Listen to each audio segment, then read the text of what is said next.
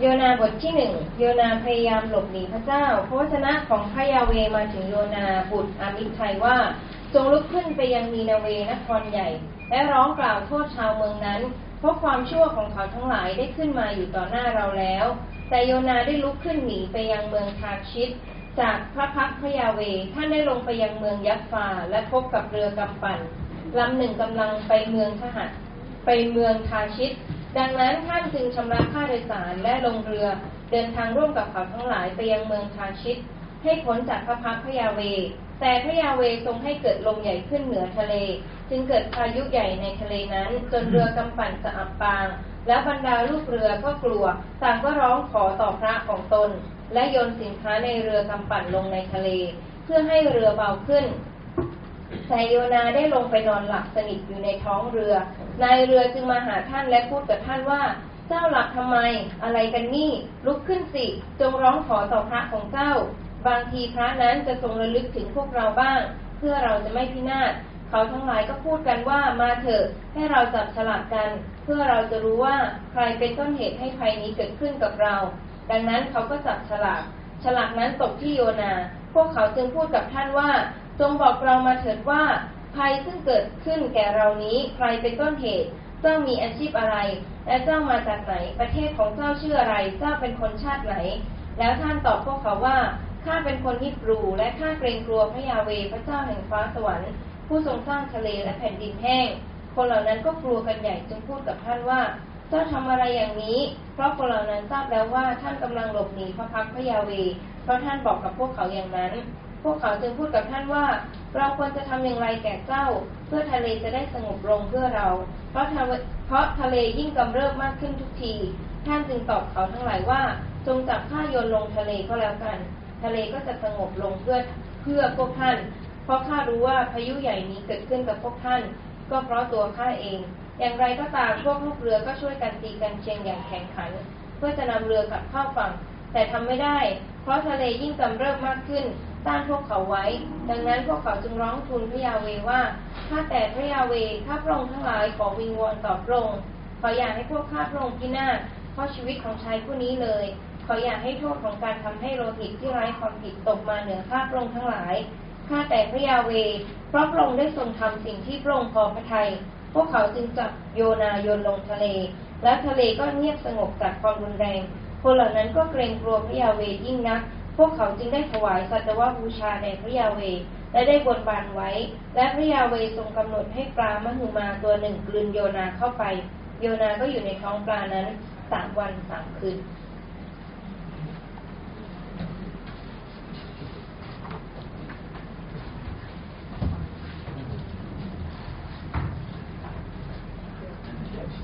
Thank you. Good morning, everybody. This is the first time I think I come to Chiang Mai with my wife on a Sunday. คิดว่านี่เป็นครั้งแรกที่มาเชียงใหม่ในวันอาทิตย์พร้อมกับภรรยานะคะนะครับ Yeah. We've been married for 24 years. เราอยู่ด้วยกันมาแล้วประมาณ24 ปี Okay, I know she doesn't look old enough to be married 24 years. คิดว่ายังดูไม่แก่เลยหลังจากแต่งงานมาแล้ว24 ปียังสวยเสมอ And we have 4 children. แล้วก็มีลูก4 คน In fact, my son was here last week with the mission team from Singapore. คิดว่าเมื่ออาทิตย์ที่แล้ว last week Yes, week. เราไม่รู้จักว่าคนไหนเป็นลูกของอาจารย์นะคะลูกของฮะคนเล็ก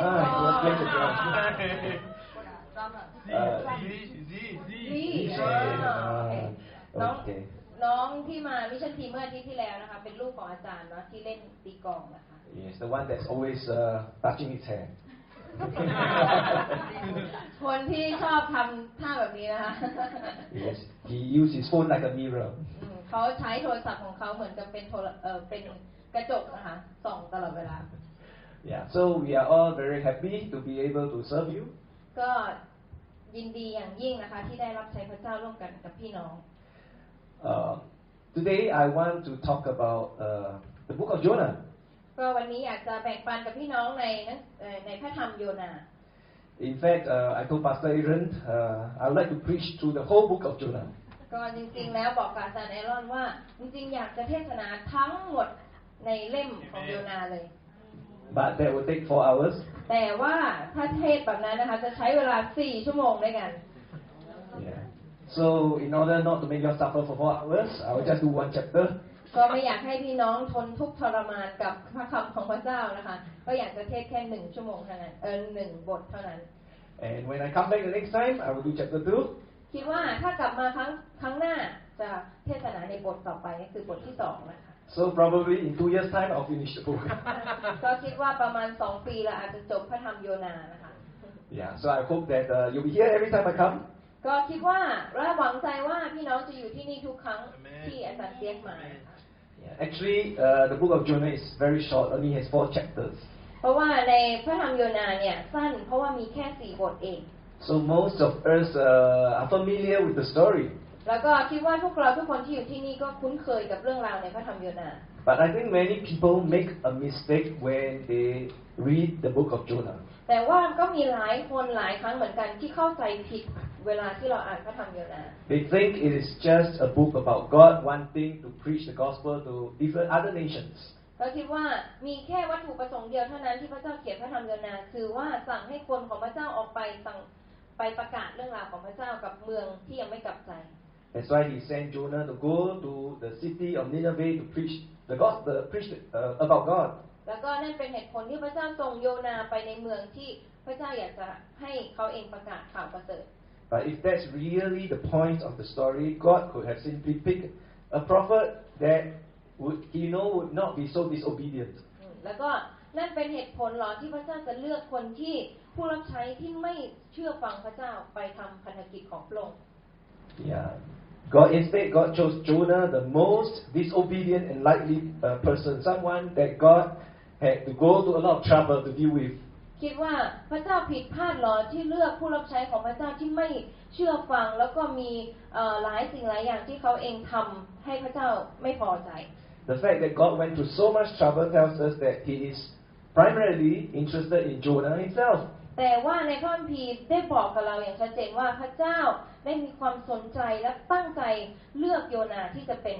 คนงานของพระองค์ More importantly, the story of Jonah is really about the story of all of us. แล้วก็ในเรื่องราวในพระธรรมโยนาเนี่ยก็เป็นเรื่องราวที่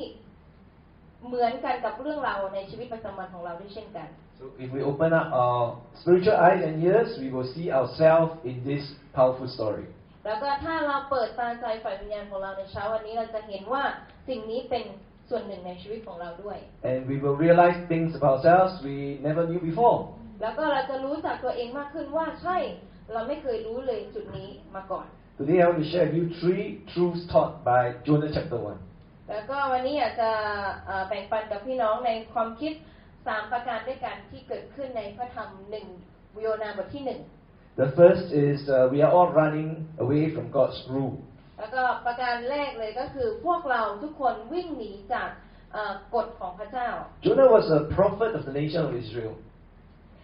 โยนาเป็นผู้เผยพระวจนะในประเทศอิสราเอล And Nineveh was the capital city of the Assyrian Empire. แล้วก็นีนาเวเนี่ยเป็นเมืองหลวงของอัสซีเรีย It was the most advanced and powerful city of its time. แล้วก็ในขณะนั้นเนี่ยนีนาเวก็เป็นเมืองที่มีอำนาจมาก The Assyrians had become a powerful threat to Israel. แล้วก็ในความที่มีอำนาจทางการทหารมากเนี่ยก็จะส่งผลกระทบส่งความกดดันให้กับประเทศอิสราเอล They have conquered many of the surrounding nations. เพราะว่าเมืองนี้เนี่ยก็ชนะสงครามทุกๆเมืองที่อยู่รอบอิสราเอลมาหมดแล้ว They were also known for their cruelty to all the people that they conquered. แล้วก็เขารู้จุดอ่อนหรือว่าเขารู้ว่าประเทศที่เขาชนะนั้นเนี่ยมีจุดอ่อนจุดแข็งยังไง And now God tells Jonah, go to the Assyrians and tell them about God and tell them to repent. แล้วก็พระเจ้าก็เลยเลือกโยนาที่จะไปยังเมืองนีนาเวเพื่อที่จะให้คนเหล่านั้นเนี่ยกลับใจมาหาพระเจ้า And you think that Jonah did not want to go because he was frightened. เราคิดว่าโยนาไม่อยากไปเพียงเพราะว่าเขากลัวหรือเปล่า But if you read to the end of the story, you find that Jonah was not afraid that they would reject his message or kill him. แต่จริงๆแล้วเมื่อเราอ่านไปจนถึงข้อสุดท้าย เราจะพบว่าโยนาไม่ได้กลัวที่จะไปเมืองนีนาเวเพียงแค่ว่าคนเหล่านั้นจะปฏิเสธข่าวประเสริฐของพระเจ้าเท่านั้น He refused to go because he suspected that they would accept his message and turn to God and God would spare them.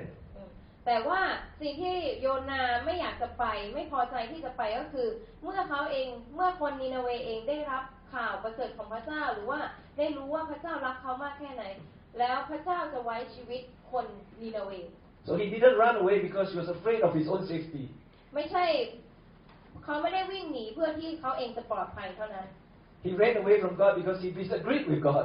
เขาวิ่งหนีพระเจ้าเพราะว่าเขาไม่เห็นด้วยในสิ่งที่พระเจ้าทำ Jonah has his own ideas of how the Assyrians ought to be treated. เพราะว่าในความคิดของโยนามีความคิดว่าชาวเมืองนีนาเวเนี่ยสมควรจะโดนลงโทษแบบไหน He didn't want God to show mercy to them. โยนาไม่ต้องการให้พระเจ้าสำแดงความเมตตากับเมืองนีนาเว He wanted God to wipe them out.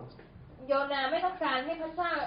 โยนาต้องการให้พระเจ้าที่จะกวาดล้างชาวนีนาเว So that they will no longer be a threat to Israel. แล้วก็เพื่อที่คนเหล่านั้นที่จะไม่มีโอกาสที่จะมาต่อสู้กับชาวอิสราเอล Now Jonah knew that if God wanted to save Nineveh, there's no way he can stop God. แล้วก็โยนารู้ว่าถ้าพระเจ้าอยากจะ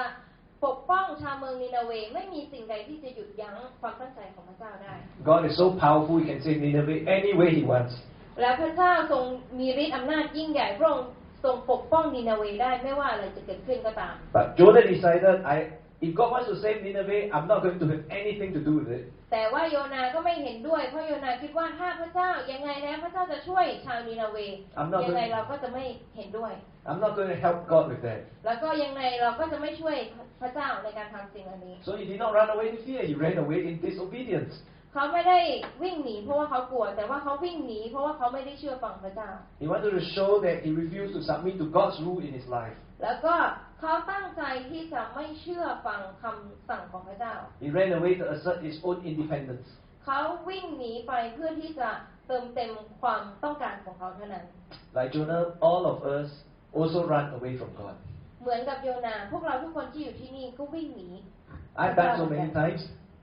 I've run away from God many times. แล้วก็อาจารย์เองก็ได้วิ่งหนีพระเจ้าหลายครั้งแล้วเหมือนกัน And even now, many of you are also running away from God. หรือว่าแม้กระทั่งตอนนี้เองเราก็กำลังวิ่งหนีพระเจ้าอยู่ You just have to search your hearts honestly to know that it is true.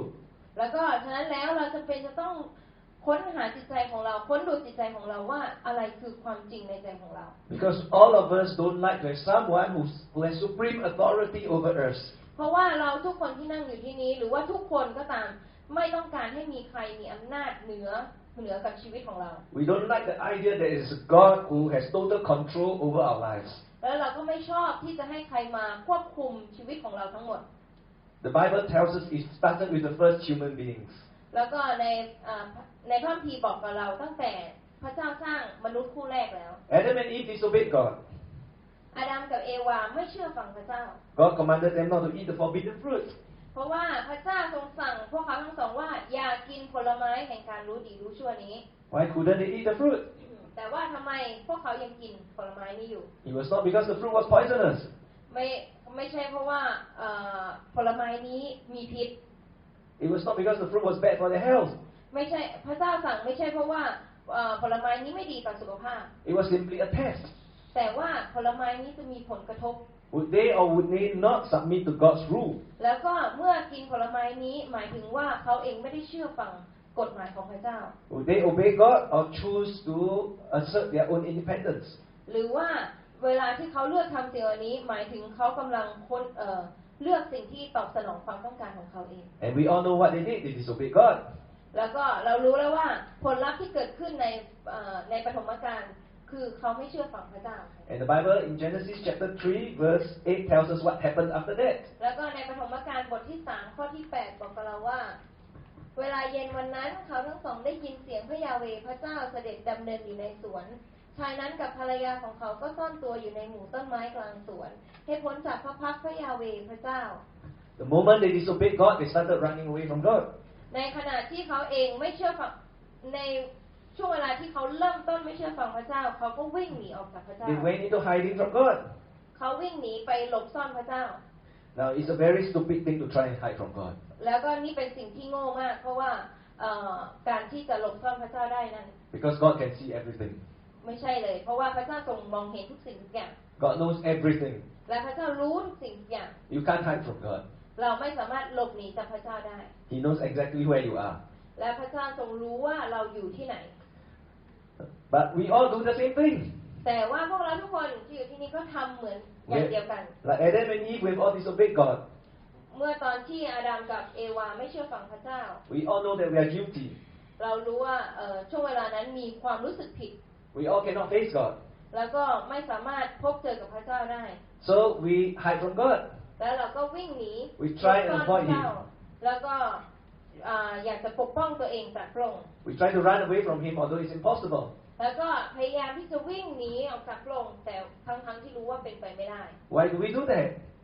แล้วเราทำสิ่งนี้เพื่ออะไร Because we want to take control of our own lives. เพราะว่าเราอยากจะมีสิทธิ์ในการครอบครองชีวิตของเรา We don't want to be under God's rule. เราไม่อยากจะอยู่ใต้อำนาจใต้การปกครองของพระเจ้า We only obey God if it's convenient for us. เราเพราะว่าการเชื่อฟังพระเจ้าไม่สะดวกสำหรับชีวิตของเรา I notice you celebrate Palm Sunday. คิดว่าวันนี้พวกเราก็ เฉลิมฉลองปาล์มซันเดย์ใช่ไหมคะ Okay. อาทิตย์ทางตา Why did the people welcome Jesus with palm leaves? เราคิดว่าทำไมคนชาวอิสราเอลถึงต้อนรับพระเยซูคริสต์ด้วยใบตาล Because that is what the people of those times do to welcome a victorious general. เพราะว่าในสมัยนั้นเป็นการแสดงออกถึงผู้คนที่ได้รับชัยชนะกลับมา When the king goes and fight the battle, เมื่อกษัตริย์ออกไปสู้รบ and he comes back, he wins the battle and comes back as a conqueror. แล้วก็เมื่อรบชนะเสร็จแล้วกลับมา That's how they welcome the king. นั่นเป็นวิธีที่เขาเองต้อนรับกษัตริย์ By waving palm branches. เขาก็โบกใบตาล So they were welcoming Jesus as a conqueror. แล้วก็เขาในเวลานั้นเขาก็ต้อนรับพระเยซูคริสต์เหมือนกับพระองค์มีชัยชนะ They were shouting Hosanna because they wanted him to come and conquer the city of Jerusalem. เหมือนกันคนชาวอิสราเอลณเวลานั้นเขาโบกใบตาลต้อนรับพระเยซูคริสต์เพราะเขาคิดว่าพระเยซูคริสต์จะมาเป็นกษัตริย์แล้วก็มีชัยชนะในประเทศอิสราเอล They wanted him to rule over them. แล้วก็เขาปรารถนาอยากจะให้พระเยซูคริสต์ปกครองอยู่เหนืออิสราเอลณเวลานั้น But 5 days later, they hang him on the cross to die. แต่ว่า5 วันหลังจากนั้นเขาก็แขวนพระเยซูคริสต์ไว้บนกางเขน Because he didn't want to do what they wanted him to do. เพราะว่าพระเยซูคริสต์ไม่ได้อยากจะทำเหมือนกับที่ประชาชนต้องการให้พระองค์ทำ So we are only willing to acknowledge God as King when it's convenient to us. แล้วก็เราปรารถนาอยากจะให้พระองค์ทรงเป็นกษัตริย์เพื่อที่เราเองจะได้รับความสะดวกสบาย Recently, I spoke to an intelligent young man. เมื่อไม่นานมานี้ได้พูดคุยกับหนุ่มคนหนึ่งที่ฉลาด He says, if I accept the Christian God, I will have to follow all the rules of Christian faith. เพราะว่าถ้าต้อนรับพระเยซูคริสต์เข้ามาในชีวิตและเป็นคริสเตียนเนี่ยจะต้องดำเนินชีวิตตามแบบอย่างของคริสเตียน And he said, I don't want to give up my freedom. แล้วเขาก็บอกว่าไม่อยากที่จะทิ้งอิสระของเขา So I choose to believe that God does not exist. เขาก็เลยเลือกที่จะเชื่อว่าพระเจ้าไม่มีอยู่จริง But it was not about proving the existence of God. โดยที่เขาเองไม่ได้หาหลักฐานเพื่อจะพิสูจน์ด้วยซ้ำว่าพระเจ้ามีจริงหรือเปล่า It was about control. แต่ว่านี่เป็นเรื่องของการควบคุม Either I'm in control of my life or God is in control of my life. หมายถึงว่าเขาเองอยากจะอนุญาตให้พระเจ้าควบคุมชีวิตของเขาหรือว่าเขาเองจะควบคุมชีวิตของเขาเอง We cannot both be in control at the same time. เราไม่สามารถที่จะเลือกมีความควบคุมโดยทั้งสองฝั่งได้ในเวลาเดียวกัน And the easiest way to prevent God from having control is to say that He does not exist. ในวิธีที่เขาเองจะป้องกันไม่ให้พระเจ้ามามีส่วนควบคุมในชีวิตของเขาคือการแค่บอกว่าพระเจ้าไม่มีอยู่จริง Now it's easy to be afraid of giving control to anybody. เป็นเรื่องง่ายที่เราเองจะควบคุมคนอื่น Okay, even those of us who are really Christians are frightened that if we surrender control to God, He will make our lives miserable. ถึงแม้ว่าเราเองเป็นคริสเตียนที่เราอยู่ที่นี่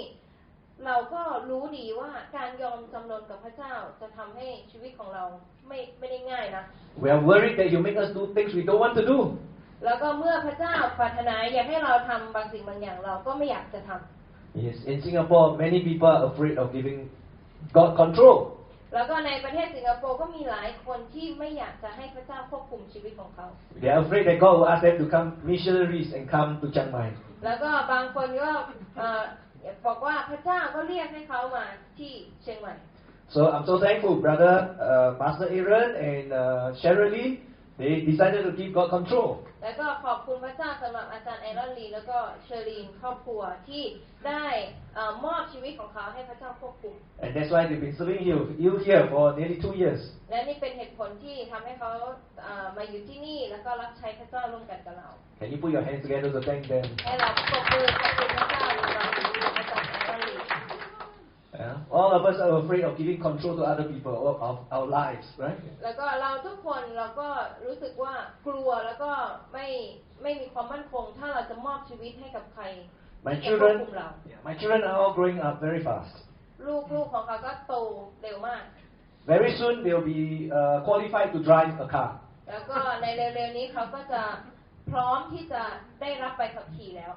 ขับเองได้แล้ว I think about that and I feel frightened. แล้วก็เมื่อคิดถึงเรื่องเหล่านั้นก็รู้สึกว่ากลัวมาก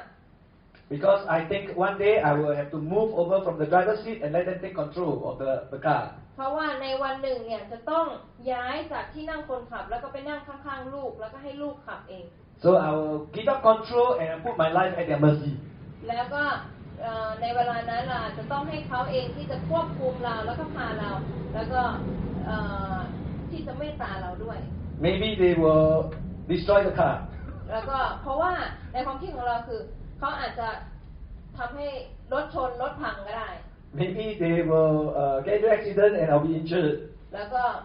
หรือว่าเขาอาจจะเจอกับอุบัติเหตุและได้รับความบาดเจ็บ Maybe they will drive and get lost. หรือว่าเขาอาจจะขับไปแล้วก็หลงทาง Yes, so I'm also frightened. แล้วก็เมื่อคิดถึงเหล่านั้นก็รู้สึกกลัว That's why we are afraid of giving people control. นั่นเป็นเหตุผลว่าทำไมเราถึงกลัวเวลาที่เราเองอยากจะให้ใครมาควบคุมชีวิตของเรา Because all of you have been sitting in the driver's seat of your life. เพราะว่าตลอดชีวิตที่ผ่านมาเราเองนั่งอยู่ในที่นั่งคนขับในการดำเนินชีวิตของเราตลอด So มา you wonder if I let God take over the steering wheel, will He destroy my life? แล้วก็เราก็คิดว่าถ้าวันหนึ่งเราอนุญาตให้พระเจ้าจับพวงมาลัยในชีวิตของเราแล้วก็ขับไปพระองค์อาจจะทำลายชีวิตของเราก็ได้ Will He drive you somewhere you don't want to go? แล้วก็เมื่อพระองค์ขับไปนั้นบางที่เราอาจจะไม่ได้อยากไปก็ได้ No, it's natural for us to have such fears. แล้วก็นี่ความกลัวนี้เป็นสิ่งที่อันตรายสำหรับเรา But don't let such doubt stop you from allowing God to take over control of your life. แต่ว่าอย่าให้ความกลัวนั้นหยุดเราที่จะอนุญาตให้พระเจ้าเข้ามาควบคุมในชีวิตของเรา Actually, my wife is wished my children will learn driving quickly. คิดว่าภรรยาแล้วก็ลูกๆเนี่ยได้เรียนรู้เรื่องการขับรถได้ไว So that they can become the chauffeur. They can become the driver. ต้องการให้ขับรถเร็ว And then she can just sit back and enjoy the journey. ต้องไม่ต้องขับรถแล้ว เพราะว่าพ่อแม่จะได้ไม่ต้องขับรถแล้วลูกๆจะได้มาขับให้ Or just sleep through the journey. แล้วก็เพื่อที่พ่อแม่จะได้ Okay, you let God take over control of the driver's seat of your life. เราคิดว่าเราทุกคนควรจะให้พระเจ้าที่จะเป็นคนขับในชีวิตของเรา And sit back and enjoy the journey. แล้วก็เราเองก็นั่งในการเดินทางนั้นแล้วก็มีความสุขกับการเดินทางนั้น Because God is a better driver than you. เพราะว่าพระเจ้าทรงเป็นคนขับที่ดีมากกว่าเรา And He will get you to where you need to be. แล้วก็พระเจ้าจะนำเราไปในที่ที่เราควรจะไป But how do you have the confidence to let God take over? แต่ว่าเราจะมีความมั่นใจในการที่จะให้พระเจ้าควบคุมชีวิตของเราได้ยังไง How do you know you can trust God? แล้วเราจะรู้ได้ยังไงในการที่เราเองจะไว้ใจพระเจ้า I'll answer the question in point 3. เราจะตอบสิ่งเหล่านี้ในประเด็นที่3ในข้อที่3 Yeah. Now we talk about point 2. อันนี้ให้เราดูในข้อที่2 Point 2 is we will all experience the storm of God's love in our lives. เราทุกคนมีประสบการณ์กับพายุความรักของพระเจ้า Okay, come back to the story. เมื่อเรากลับมาในเรื่องของโยนา Jonah decided to run away. โยนาตัดสินใจที่จะวิ่งหนีจากพระเจ้า He fled to the coast to catch a boat. เขาลงไปในเขาไปที่ท่าเรือแล้วก็ ไปลงเรือ It was a beautiful day. วันนั้นเป็นวันที่สวยงาม And when he arrived on the coast, he was so happy because he saw that there was a boat there. แล้วก็เมื่อเขาเองไปที่ท่าเรือเขาก็เห็นว่ามีเรืออยู่ที่นั่น And he was just about to set sail. แล้วก็ He was just about to leave. กำลังจะออกไปพอดี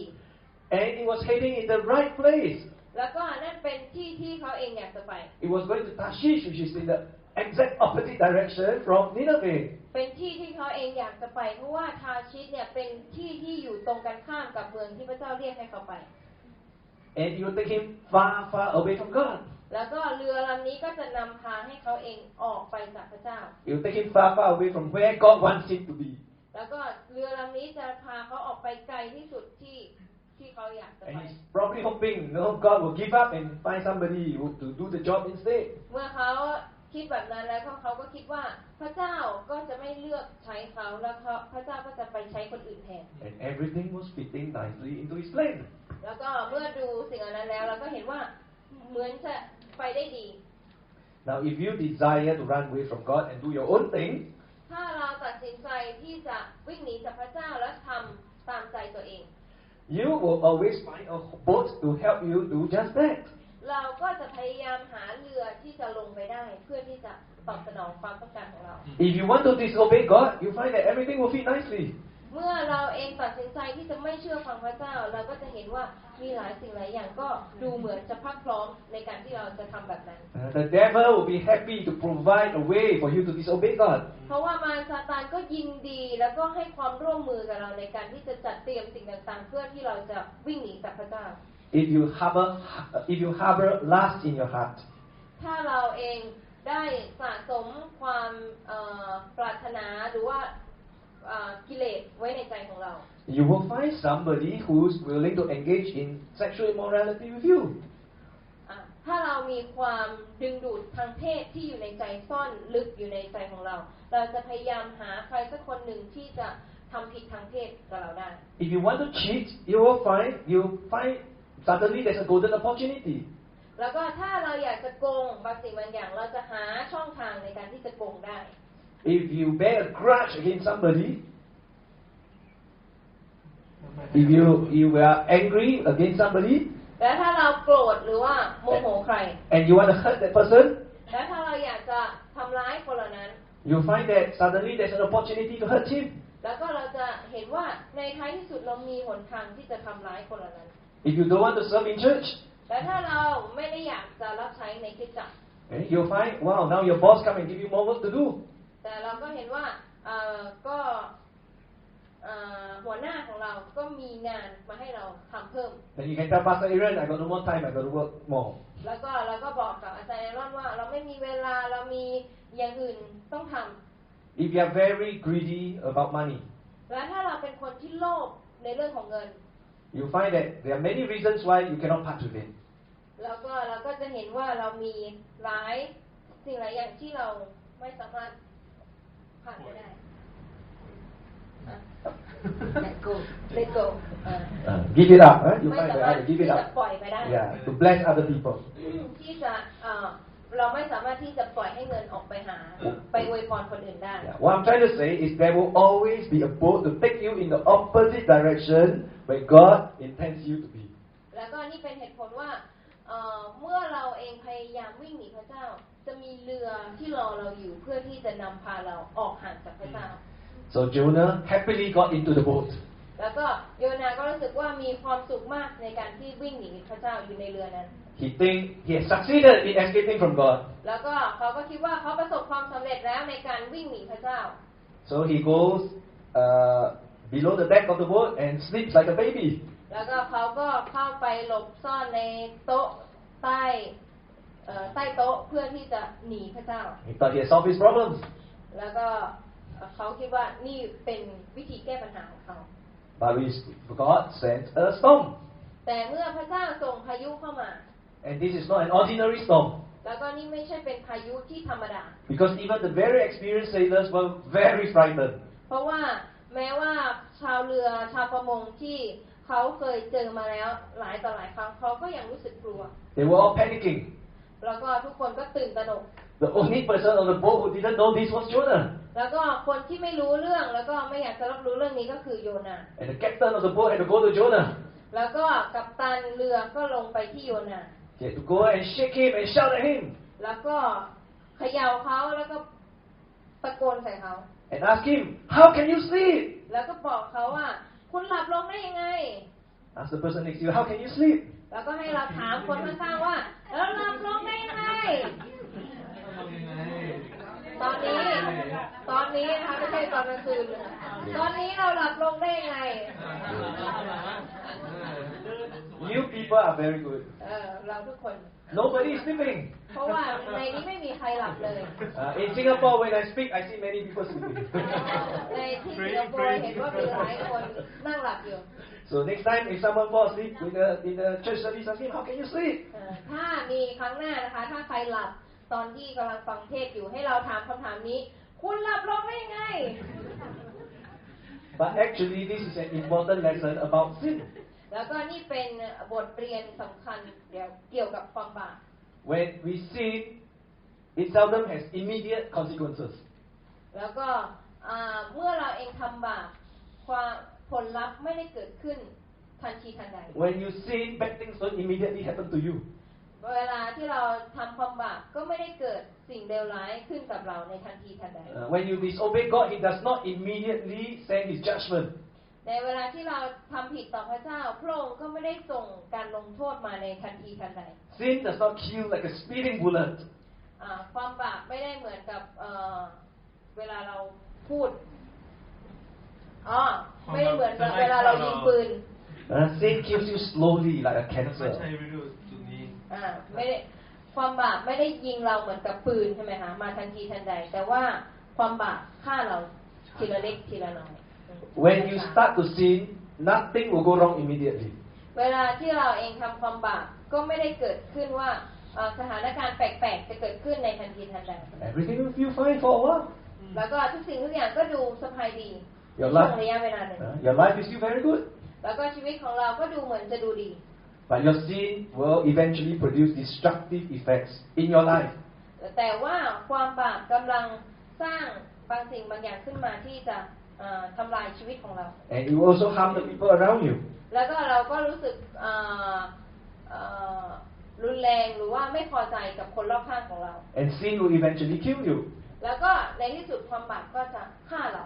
That's why God hates sin. แล้วก็นี่เป็นเหตุผลว่าทำไมพระเจ้าเกลียดความบาป Because He hates anything that destroys the people He loves. เพราะว่าความบาปเป็นสิ่งที่ทำลายชีวิตของคนที่พระเจ้าทรงรัก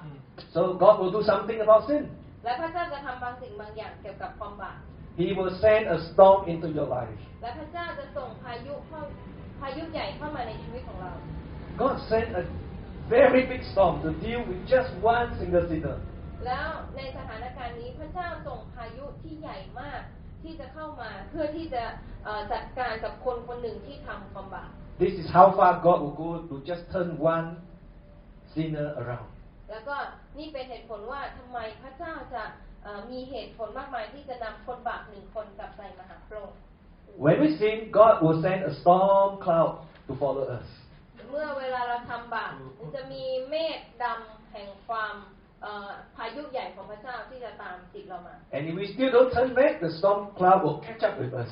เมื่อใดก็ตามที่เราเองยังไม่หันกลับมาหาพระเจ้าพายุใหญ่มืดดำนั้นก็จะ And then the storm will break over us. แล้วก็พายุของพระเจ้าก็จะทำให้เราเองนั้นได้ยอมกับพระองค์ได้แตกหัก Our sin makes us spiritually blind. เพราะว่าความบาปของเราเนี่ยทำให้ตาใจฝ่ายวิญญาณของเรามืดบอดไป When we are spiritually blinded, we don't understand. The only way they'll make us turn around is painful circumstances. เพราะว่าในขณะที่จิตวิญญาณของเรามืดบอดนั้นสิ่งเดียวที่จะนำเรากลับมาหาพระเจ้าเลยก็คือความเจ็บปวดหรือว่าความทนทุกข์ทรมาน So God sends a storm of love. แต่ว่าพระเจ้าส่งพายุความรักของพระองค์เข้ามา He rocks the boat of our life violently แล้วก็พระเจ้าทรงเขย่าเรือในชีวิตของเรา to wake us up. เพื่อที่เราเองจะตื่นขึ้นมา He sends people into our life แล้วก็พระองค์ทรงส่งบางคนเข้ามาในชีวิตของเรา to yell at us and wake us up. แล้วก็ตะโกนใส่เราแล้วก็บอกกับเราว่าให้เราตื่น He hurts us and troubles us enough to see the foolishness of our own sinful actions. เพราะว่าพระเจ้าเห็นเราที่จะตกอยู่ในความบาปแล้วก็ตกอยู่ในความยากลำบากมาพอแล้ว Maybe some of you are going through God's storm of love right now. คิดว่าเราบางคนที่อยู่ที่นี่เราก็กำลังอยู่ในช่วงของพายุความรักของพระเจ้าอยู่ You're experiencing pain and frustration and difficulties in your life. แล้วก็เรารู้สึกว่าเรารู้สึกเจ็บปวดเรารู้สึกไม่มั่นคงเรารู้สึกมีบางสิ่งบางอย่างในชีวิตของเรา You're going through a storm because you're going in the opposite direction of where God wants you to be. เรากำลังเจอกับพายุใหญ่เพราะว่าเรากำลังเดินผิดทางจากทางที่พระเจ้าจัดเตรียมไว้ให้เรา God is using the stormy circumstances to get through to you. พระเจ้าใช้พายุใช้สถานการณ์ต่างๆเพื่อที่จะนำเรากลับมา Are you sleeping through the storm? แล้วก็ตอนนี้เรากำลังหลับอยู่ใน Do you need to wake up and call on God to save you? พายุหรือเปล่าให้เราตื่นขึ้นมาที่จะร้องเรียกหาพระเจ้าที่จะช่วยเหลือเรา Doing what we want always seems easier than doing what God wants. ทำสิ่งที่เราอยากจะทำเป็นเรื่องที่ง่ายมากกว่าทำในสิ่งที่พระเจ้าปรารถนาให้เราทำ That's the same as going to the doctor and getting the doctor's advice. แล้วก็นี่เป็นอาการเดียวกันเวลาที่เราเองไปเจอคุณหมอและคุณหมอก็แนะนำเรา Maybe the doctor tells you you need to stop eating all the unhealthy food. แล้วก็คุณหมอก็บอกว่าให้หยุดกินอาหารที่ไม่ดีต่อสุขภาพ The doctor says you need to lose 20 kilograms. แล้วก็คุณหมอบอกว่าให้เราลดน้ำหนัก20กิโลกรัม The doctor says you need to exercise regularly. แล้วก็คุณหมอบอกว่าให้เราออกกำลังกายอย่างสม่ำเสมอ Or you will die. ไม่อย่างนั้นคุณจะตาย What is easier to do? แล้วก็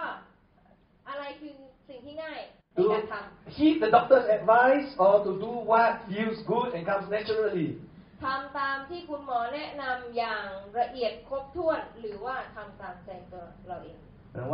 which is easier to do, to eat the salad or eat the unhealthy food? อะไรคือสิ่งที่ง่ายสำหรับเราการกินสลัดกับการกินอาหารที่ไม่ดีต่อสุขภาพ If you are non-Christian, any of you here, non-Christian, Christianity may look like a very bitter medicine to swallow. ถ้ามีใครที่ไม่ใช่คริสเตียนในที่นี้นะคะแต่เราจะบอกว่าชีวิตคริสเตียนเนี่ยเหมือนกับยาขมที่เราจะต้องกิน But that's only because you don't realize how sick you are. นั่นเป็นเหตุผลว่าเราไม่รู้ว่าเรากำลังป่วยมากน้อยแค่ไหน When you disobey God, you are always acting against what's best for you. เวลาที่เราเองไม่เชื่อฟังพระเจ้าเรากำลังปฏิเสธสิ่งที่ดีที่สุดที่พระเจ้าจัดเตรียมให้กับเรา But because God loves you, He will send a storm of love into your life. แต่เพราะว่าพระเจ้าทรงรักเราพระองค์จะส่งพายุใหญ่เข้ามาในชีวิตของเรา And He sends a storm, you need to wake up and call on Him. แล้วก็เมื่อพระเจ้าส่งพายุใหญ่เข้ามาเราจำเป็นจะต้องลุกขึ้นแล้วก็ร้องเรียกหาพระองค์ But why wait until then?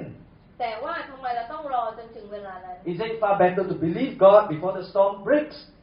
เป็นสิ่งที่ไม่ดีกว่าเลยถ้าเราเองจะเลือกเชื่อฟังพระเจ้าก่อนที่พายุจะเข้ามา Now we can move on to point number 3. แล้วก็นี่เป็นประเด็นที่3 And ข้อ this ที่ point number 3 is this: we can all trust in God's way. 3เราทุกคนเชื่อวางใจในทางพระเจ้า And God's way is always better than our way. ทางของพระเจ้าดีกว่าทางของเราแน่นอน Now, if we are honest, we will admit that very often we mess up our own lives. แล้วก็ถ้าเราตอบอย่างสัตย์ซื่ออย่างจริงใจเลยก็คือหลายครั้งเราทำให้ชีวิตของเราเองสับสนวุ่นวายมีปัญหา If you live as long as I have, you realize that very often you do a bad job of running your own life. แล้วก็ยิ่งเรามีอายุมากขึ้นเราก็ยิ่งรู้สึกว่าเราก็ทำบางสิ่งบางอย่างให้กับตัวเองได้ดี Yeah, but even though we are not very good at running our own lives, we are still afraid to let God take over control. ถึงแม้ว่าเราจะดูแลชีวิตของเราได้ดีไม่เท่าไหร่ได้ไม่ดีเท่าไหร่แต่ว่าเราก็ยังไม่อยากจะให้พระเจ้าควบคุมชีวิตของเราอยู่ดี We are afraid that we will have to do things we don't like to do. แล้วเพราะว่าเรากลัวที่จะได้ทำในสิ่งที่เราเองไม่อยากจะทำ We are afraid that we cannot meet up to Christianity's requirements. แล้วก็เราก็กลัวว่าเราเองจะไม่ถึงมาตรฐานของชีวิตคริสเตียนที่ตั้งไว้หรือว่าอะไร Now, if Jonah had hardened his heart when the storm came and still refused to trust God, he would have perished in the storm. ถ้าโยนา เมื่อเวลาที่เขาเองเจอพายุกับชีวิตนั้นถ้าเขาเองไม่ได้ร้องเรียกหาพระเจ้าเขาอาจจะเจอสิ่งที่หนักหนากว่านั้น It was only when he threw himself into the sea that God sent a fish to save him. แต่ว่าโยนาก็เลือกที่จะให้อยู่ในแผนการของพระเจ้าในการที่สั่งให้คนเหล่านั้นโยนเขาลงไปในทะเลแล้วก็เขาเองก็ปลอดภัยอยู่ในท้องปลา The only way we can be saved is to give up control and throw ourselves at God's mercy. ถ้าเราอยากจะสิ่งเดียวที่เราเองจะเข้าหาพระเจ้ารับความเมตตาจากพระองค์คือการที่เราเองโยนตัวตนของเราเองออกไปแล้วก็รับพระเมตตาที่มาจากพระเจ้า But the difficult question is, how do we know we can trust God to take over control? แต่ว่าสิ่งที่ยากสำหรับเราก็คือเราจะเชื่อวางใจในพระเจ้าและให้พระองค์ควบคุมในชีวิตของเราได้อย่างไร We find the surprising answer many years after the story of Jonah. แต่ว่าเราเจอคำตอบหลังจากนั้นหลังจากที่โยนาผ่านไปแล้วหลายปี Because God came to earth as a man. เพราะว่าพระเจ้าทรงลงมาบนโลกใบนี้ในฐานะมนุษย์ And he went through a similar experience as Jonah. แล้วก็พระองค์ทรงลงมาบนโลกใบนี้และมีประสบการณ์เดียวกันกับที่โยนามี You are probably familiar with the story of how Jesus calmed the storm. แล้วก็นี่เป็นเหตุการณ์ที่คล้ายๆกันคือพระเยซูคริสต์ทรงห้ามพายุ You probably never just connected it with the story of Jonah. อาจจะไม่ได้เกี่ยวข้องกับเรื่องราวของโยนาโดยตรง But let's look at the story in Mark chapter 4, แต่ว่าให้เรา verse 37. ดูในมาระโกบทที่4ข้อ37-38และมีพายุใหญ่เกิดขึ้นคลื่นก็ซัดเข้าไปในเรือจนน้ำจนจะเต็มเรืออยู่แล้วส่วนพระองค์กำลังบรรทมหนุนหมอนหลับอยู่ที่ท้ายเรือพวกสาวกจึงมาปลุกพระองค์ทูลว่าพระอาจารย์ พระองค์ไม่ทรงเป็นห่วงว่าพวกเรากำลังจะพินาศหรือ There are many similarities between the story of Jonah and the story of Jesus. นี่เป็นสิ่งที่มีความคล้ายคลึงกันอย่างมากในเรื่องของพระเยซูคริสต์และก็เรื่องของโยนา In both stories, the key character was a prophet sent to a far away place to preach about God. แต่ว่าในเรื่องของในพระคัมภีร์เดิมใช่ไหมคะก็คือผู้เผยพระวจนะคนหนึ่งถูกส่งไปยัง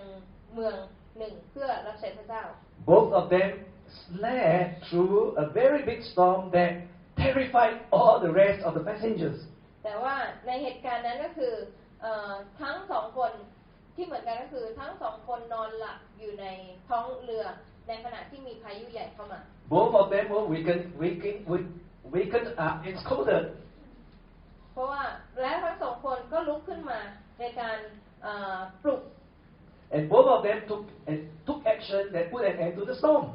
แล้วก็เขาทั้งสองคนทำบางสิ่งบางอย่างตอบสนองต่อพายุนั้น The difference was that Jesus calmed the storm, whereas Jonah was thrown into the storm. แต่ว่าสิ่งที่แตกต่างระหว่างสองเรื่องนี้ก็คือพระเยซูคริสต์ทรงห้ามพายุเหล่านั้นแต่ว่าโยนาโยนตัวเองลงไปในท้องทะเล Jesus seemed to have got away easy. พระเยซูคริสต์ทรงทำในสิ่งที่ดูเหมือนจะง่ายกว่า Or did Jesus get away easily, more easily than Jonah? หรือว่าพระเยซูหลบหนีง่ายกว่าโยนา The story of Jonah is meant to teach us a greater spiritual truth. แต่ว่าในเรื่องของโยนากำลังบอกเราเกี่ยวกับเรื่องของฝ่ายจิตวิญญาณ And Jesus explained that in Matthew chapter 12, verse 40. พระเยซูคริสต์ทรงอธิบายเรื่องเหล่านี้ในมัทธิวบทที่12ข้อ40เพราะว่าโยนาอยู่ในท้องปลามหึมา3 วัน 3 คืนอย่างไรบุตรมนุษย์จะอยู่ในท้องปลาในท้องแผ่นดิน3 วัน 3 คืนอย่างนั้น Jonah's experience was an illustration of what would happen to Jesus.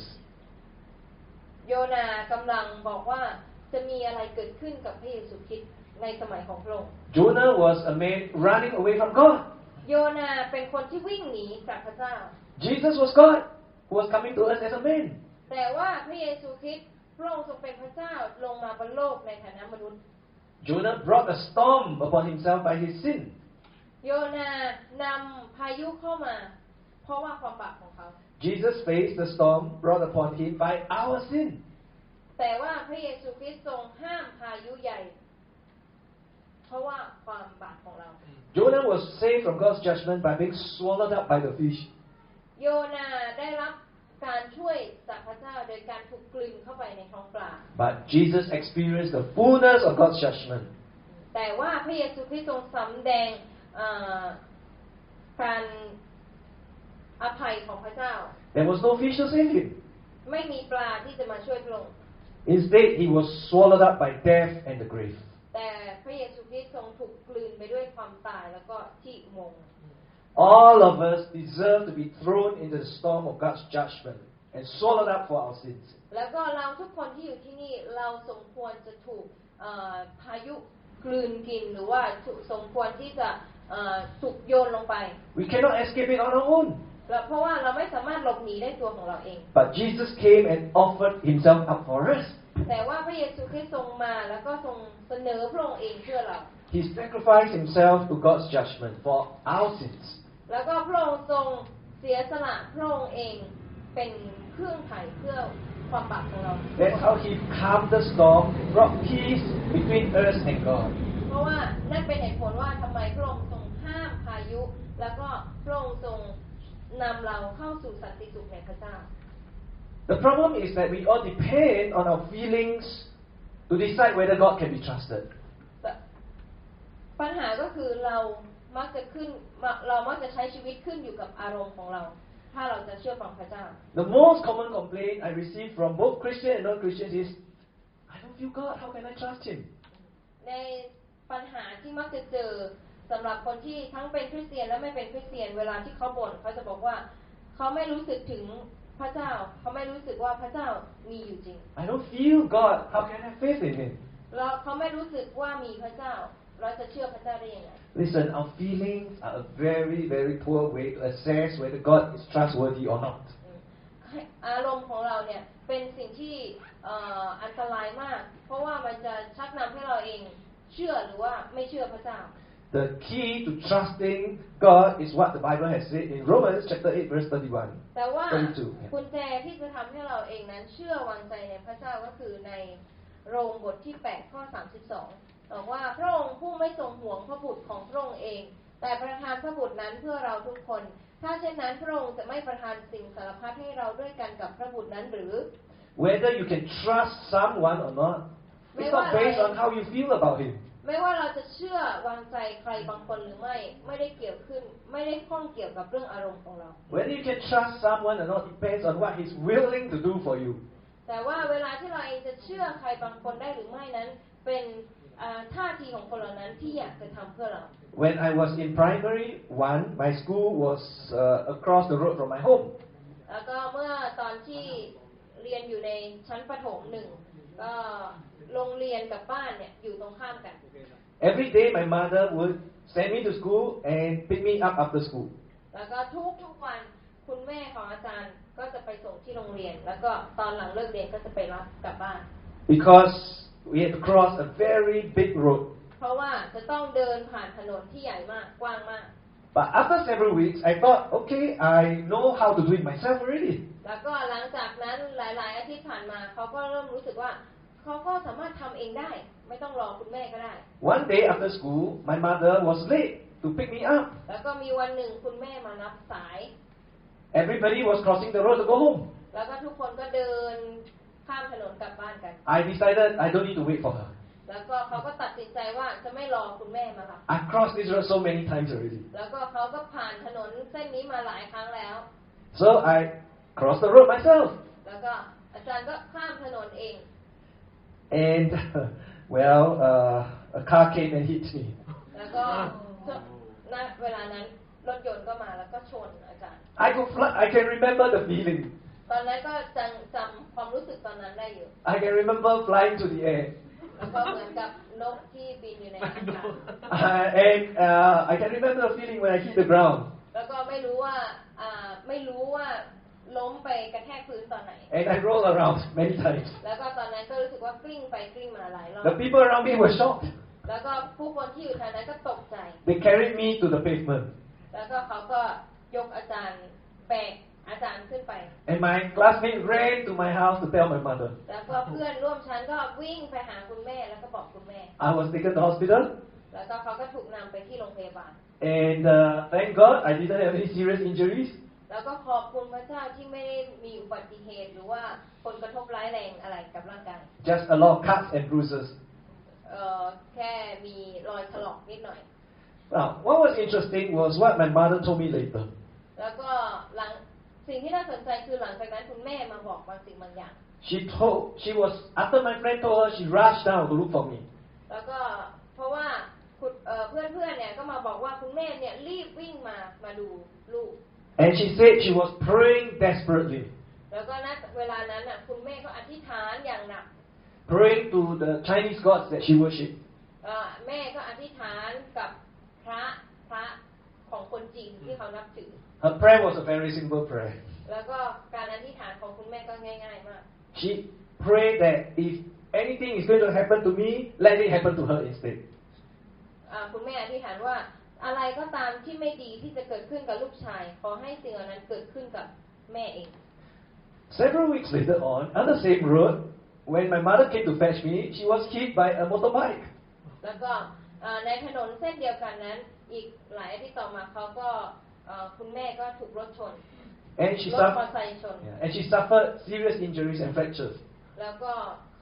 คุณแม่ได้รับบาดเจ็บอย่างมาก Now I don't know if there's any connection between the two events. แล้วก็ไม่รู้ว่าเหตุการณ์สองเหตุการณ์นั้นจะเกี่ยวข้องกันยังไง But my point is that incident gave me a new realization of my mother's love for me. แต่ว่าในเหตุการณ์นั้นทำให้เขารู้อย่างหนึ่งเลยก็คือคุณแม่รักเขามาก I always knew that my mother loved me. แล้วก็รู้ว่าคุณแม่รัก But her willingness to sacrifice herself to take over my place helped me to appreciate that she really has my best interest at heart. แล้วก็นี่ก็เป็นสิ่งที่ทำให้เขาได้รู้ว่าคุณแม่อยากจะทำทุกสิ่งทุกอย่างเพื่อที่จะเอาความเจ็บปวดของเขาออกไปแล้วก็คุณแม่ก็สามารถรับความเจ็บปวดเหล่านั้นไว้ที่ตัวเองได้ If someone is willing to give up everything for you, you know that person can be trusted to have your best interest at heart. ถ้าเรารู้ว่ามีใครคนหนึ่งที่พร้อมที่จะเสียสละทุกอย่างให้กับเราแสดงว่าเราเองก็สามารถที่จะเชื่อและวางใจคนคนนั้นได้ That's how you can be confident of God's love. แล้วก็นี่เป็นวิธีที่เราเองจะวางใจในความรักของพระเจ้าได้ That's how you can put your faith in God. แล้วก็นี่เป็นวิธีที่เราเองจะสามารถวางความเชื่อของเราไว้ที่พระเจ้าได้ Not based on how you feel about God. ไม่ได้เกี่ยวกับว่าเรารู้สึกกับพระเจ้าอย่างไร Not based on whether He feels near or He feels far away. แล้วก็ไม่ได้เกี่ยวกับว่าพระองค์รู้สึกว่าพระองค์อยู่ที่นี่หรือว่ารู้สึกว่าพระองค์อยู่ห่างไกลจากเรา But by dwelling on the fact that He gave up His most precious treasure. แต่ว่าขึ้นอยู่กับว่าเรามองในสิ่งที่พระองค์ทรงปรารถนา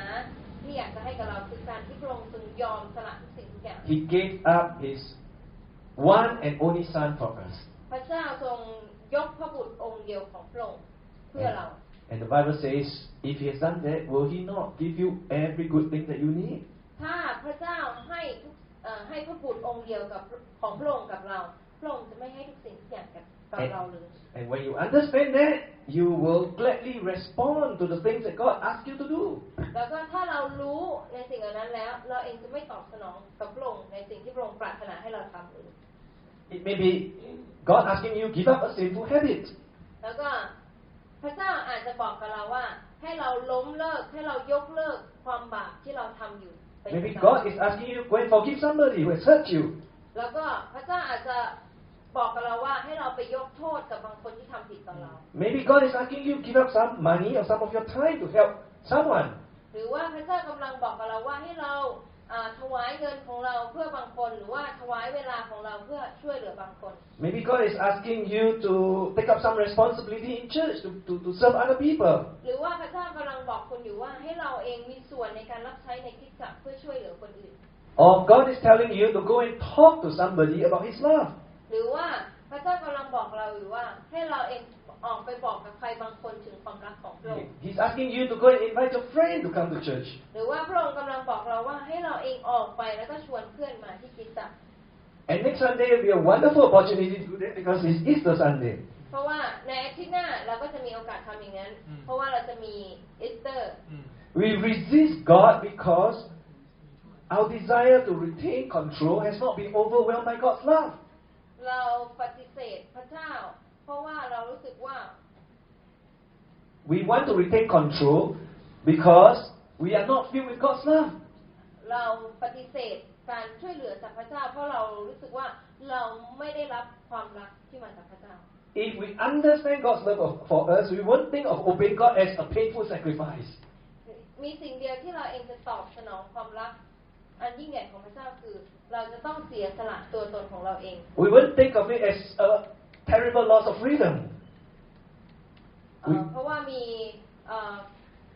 ความอิสระสร้างความเสียหายเยอะแยะมากมาย It will be an honor and a joy to give something to the one who has given us everything. เราเองจะมีสันติสุขในการที่จะให้บางสิ่งบางอย่างเพราะว่าคนคนนั้นให้ทุกสิ่งกับเรา And more than that, we'll know that if God asks us to do something, it's for our good. แล้วก็เราจะรู้ว่าพระเจ้าให้เราเองทำบางสิ่งบางอย่างก็เพื่อสิ่งดีในตัวเรา He only wants good things for us. แล้วก็พระองค์ทรงเป็นผู้เดียวที่ให้สิ่งที่ดีกับเรา He asks us to make sacrifices that would benefit us. แล้วก็พระเจ้าทรงปรารถนาอยากจะให้เราเองยอมจำนนชีวิตของเราเพื่อที่พระองค์จะนำสิ่งดีให้กับเรา So the first step to connect with God is to realize that you're running away from Him. ในก้าวแรกถ้าเราจะรู้จักความรักของพระเจ้าก้าวแรกเลยก็คือเราจะต้องรู้ตัวเองว่าเราเองกำลังวิ่งหนีการช่วยเหลือจากพระเจ้า The first step is to understand you're trying to control your life and not let God take over control. ก้าวแรกเลยก็คือเราไม่ยอมรับการปกครองของพระเจ้าในชีวิตของเรา The second step is to look to the cross and understand how far God would go to love you and win you back to Himself. แล้วก็ในประเด็นที่สองเลยก็คือเรารู้เลยว่าพระเจ้าทรงรักเรามากแค่ไหนในการที่พระองค์เองทรงตายบนไม้กางเขนเพื่อเรา And then the third step is to surrender the need to control your own life and throw yourself at His mercy. แล้วก็ในประเด็นที่สามข้อก้าวที่สามเลยก็คือให้เรายอมจำนนชีวิตของเราต่อพระเจ้าแล้วก็ให้เราเองทิ้งตัวเก่าของเราออกไปแล้วก็อยู่ในความเมตตาของพระองค์พระเมตตาของพระองค์ Jesus Christ has done for us what we cannot do for ourselves. พระเยซูคริสต์ทรงทำให้กับเราในสิ่งที่เราเองไม่สามารถทำให้ตัวเราเองได้ And because of that, His victory is our victory. แล้วก็ในเพราะเหตุผลนั้นชัยชนะของพระองค์จึงเป็นชัยชนะในชีวิตของเราด้วย So let us, especially during this week, dwell on what God has done for us. แล้วก็ในระหว่างช่วงอาทิตย์นี้อยากจะให้เราทุกคนที่จะอยู่ในการคิดใคร่ครวญว่าพระเจ้าได้ทำอะไรกับเรา Let's spend this week giving thanks to God. แล้วก็ให้เราใช้เวลาในช่วงอาทิตย์นี้ที่จะขอบคุณพระเจ้า That He's given us His Son Jesus Christ. ที่พระองค์ทรงส่งพระบุตรองค์เดียวของพระองค์มาเพื่อเรา And to understand that if He's given us His Son Jesus Christ, He will give us every good thing that we need. แล้วก็ถ้าพระองค์ทรงส่งพระบุตรองค์เดียวของพระองค์มาเพื่อเราพระองค์จะประทานสิ่งที่ดีต่างๆมากมายให้กับเราด้วย Let's trust Him and follow Him with all our hearts. ให้เราเชื่อวางใจในพระองค์และติดตามพระองค์ด้วยสุดหัวใจของเรา Let us pray. ให้เราอธิษฐานด้วยกัน Father in heaven, พระเจ้าพระบิดาในฟ้าสวรรค์ thank you for loving us. ขอบคุณที่พระองค์ทรงรักเรา Thank you for sending your Son Jesus Christ to save us. ขอบคุณที่พระองค์ทรงส่งพระบุตรองค์เดียวของพระองค์มาเพื่อไถ่เรา We confess that we are sinners who cannot save ourselves. เราสารภาพว่าเราเองเป็นคนบาปและไม่สามารถ We thank you for what Jesus has done. ไม่สามารถช่วยเหลือตัวเองได้แล้วเราขอบคุณพระเยซูคริสต์ที่พระองค์ทรงทำสิ่งต่างๆเพื่อเรา We declare that your ways are better than our ways. เราขอประกาศว่าทางของพระเจ้าดีกว่าทางของเรา We put our trust in you. เราขอมอบไว้วางใจในพระองค์ Please show each one of us what you're asking us to do. พระเจ้าขอพระองค์ทรงโปรดสำแดงว่าอะไรเป็นสิ่งที่พระองค์ทรงปรารถนาให้เราเองทำ Speak to our hearts and send us to where you want us to be. แล้วก็ขอพระองค์ทรงตรัสกับเราแล้วก็ส่งเราไปในที่ที่พระองค์ทรงอยากให้เราไป And then give us the courage to obey you. แล้วก็ขอพระเจ้าทรงเสริมกำลังเราในการที่เราจะเชื่อฟังพระองค์ Because we trust that you know better than us. แล้วก็พระองค์สามารถไว้ใจได้และพระองค์ทรงดีกว่าเรา And you love us more than we can understand. แล้วก็พระองค์ทรงรักเรามากกว่าที่เราจินตนาการได้ Thank you, God. ขอบคุณพระเจ้า In Jesus' name I pray. ในพระนามพระเยซูเจ้า Amen. ให้เราใช้เวลานี้ตบสนองกับพระเจ้า